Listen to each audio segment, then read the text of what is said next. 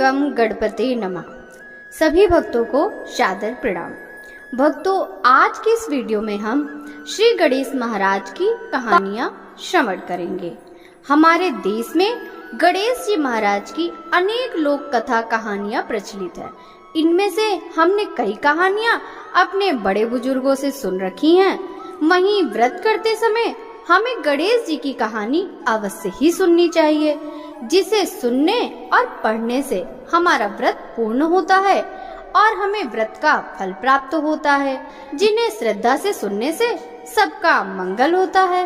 एक बार की बात है, एक गांव में एक बुढ़िया अपने परिवार के साथ रहती थी। बूढ़ी माँ भगवान विष्णु की बहुत बड़ी भक्त थी। वह सदैव श्रद्धा के साथ एकादशी व्रत का पालन करती और कथा सुनती, लेकिन बूढ़ी माँ ने व्रत करते समय कभी गणेश जी की कथा नहीं सुनी थी और न कभी बोली थी। इसी कारण बूढ़ी माँ का व्रत अधूरा ही रह गया। लेकिन बूढ़ी माँ को यह पता नहीं था। बूढ़ी माँ सोचती थी वह संपूर्ण व्रत पालन कर चुकी। इस व्रत के पालन के पुण्य परिणाम स्वरूप उसे वैकुंठ लोक की प्राप्ति मिलेगी। जब बूढ़ी माँ मर गई तब उसे लेने के लिए यमलोक से यमदूत आया। यह देखकर बूढ़ी माँ बहुत डर गई। वह कहने लगी, मैंने तो जीवन भर भगवान विष्णु का पूजन किया, श्रद्धा के साथ एकादशी व्रत का पालन किया, एकादशी व्रत की कथा सुनी और 11 माता की कथा सुनी। इसी पुण्य के फलस्वरूप मुझे ले जाने के लिए वैकुंठ लोक से विमान आना चाहिए। मैं तुम्हारे साथ नहीं जाना चाहती।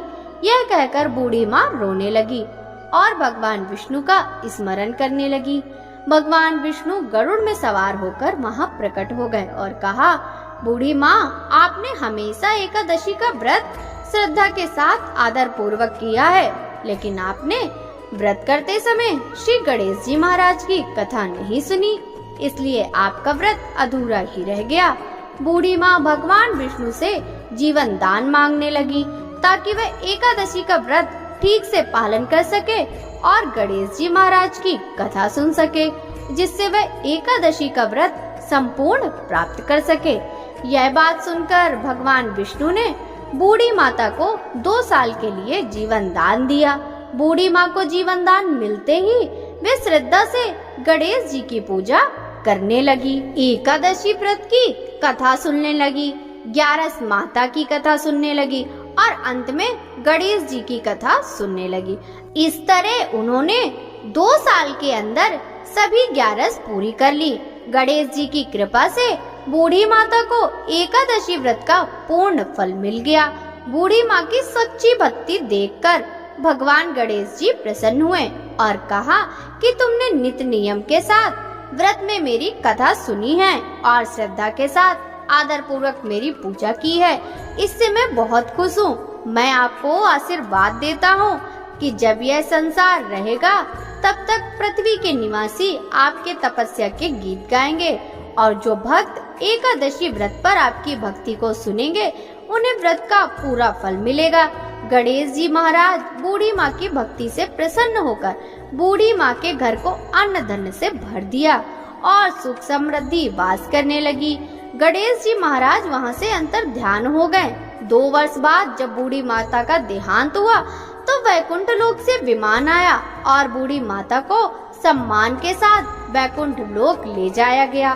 भगवान गणेश जी के आशीर्वाद से बूढ़ी माता का घर अन्न धन से भर गया और उन्हें वैकुंठ लोक की प्राप्ति हुई। हे भगवान गणेश, जिस तरह आपने बूढ़ी माँ पर कृपा बरसाई है, उसी तरह एकादशी व्रत का पालन करने वाले सभी भक्तों को आप अपना आशीर्वाद दीजिए और उनकी घर को सुख समृद्धि से भर दीजिए। बोलिए श्री गणपति गणेश महाराज की जय। जय गणेश जय गणेश जय गणेश देवा, माता जाकी पार्वती पिता महादेवा, एक दंत दयावंत 4 भुजधारी, माते सिंदूर सोहे मूस की सवारी। जय गणेश जय गणेश जय गणेश देवा, माता जाकी पार्वती पिता महादेवा। पान चढ़े फल चढ़े और चढ़े मेवा, लड्डुन का भोग लगे संत करे सेवा। जय गणेश जय गणेश जय गणेश देवा, माता जाकी पार्वती पिता महादेवा। अंधन को आँख देत कोढ़िन को काया, बांझन को पुत्र देत निर्धन को माया। जय गणेश जय गणेश जय गणेश देवा, माता जाकी पार्वती पिता महादेवा। सूर श्याम शरण आए सफल कीज सेवा, माता जाकी पार्वती पिता महादेवा। जय गणेश जय गणेश जय गणेश देवा, माता जाकी पार्वती पिता महादेवा। दीनन की लाज रखो शंभु सुतकारी, कामना को पूर्ण करो जाओ बलिहारी। जय गणेश जय गणेश जय गणेश देवा, माता जाकी पार्वती पिता महादेवा।